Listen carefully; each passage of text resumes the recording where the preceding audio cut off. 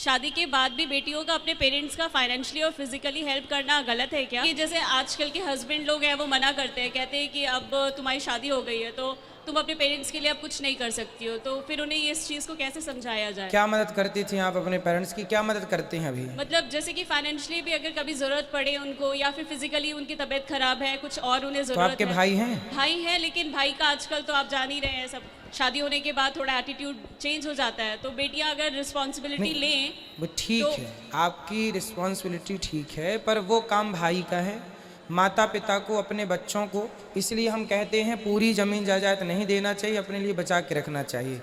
आपके पति का आप पर इस बात के लिए गुस्सा होना भी इस बात के लिए कुछ समझने की कोशिश करना। यदि पति की कमाई आप अपने पिता को दे दें, आप अपनी दें, तो समझ में भी आता है। पति की नहीं, अपनी कमाई। तो उतनी जितनी ज़रूरत है उनको, अधिक यदि बेटी अपना सारा पैसा अपने माँ बाप को देगी तो कोई भी पति गुस्सा करेगा।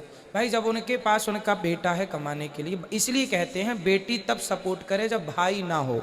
अब आप पिता को सपोर्ट करती हैं, करना भी चाहिए, लेकिन उससे आपके रिश्ते बिगड़ रहे हैं कि नहीं? तो क्या ये सही है? क्या ये समझदारी है?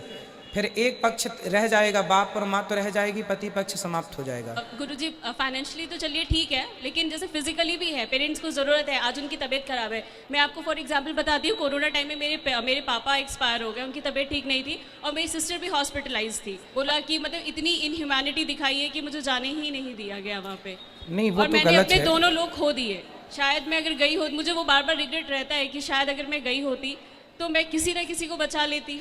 तो ऐसे हाल में तो जाना आना चाहिए, ऐसे हाल में मदद करनी चाहिए, आर्थिक मदद भी कर सकते हैं। गुरुजी दिक्कत मैं नहीं। ये बस ये जानना चाहती हूँ कि इस तरीके से फिर रिलेशन अपने हस्बैंड के साथ भी आप कितना, मतलब आपको स्ट्रांग नहीं लगता है ना, आप उसके साथ रहना भी आपको अच्छा नहीं लगेगा तो। आपके पति को यदि आप लाते तो हम उनका भी एक पक्ष समझते हैं, वो क्या चाहते हैं आपसे। अभी तो आपका पक्ष हमने सुना, तो आपका पक्ष सुनने से आप सही लग रही हैं।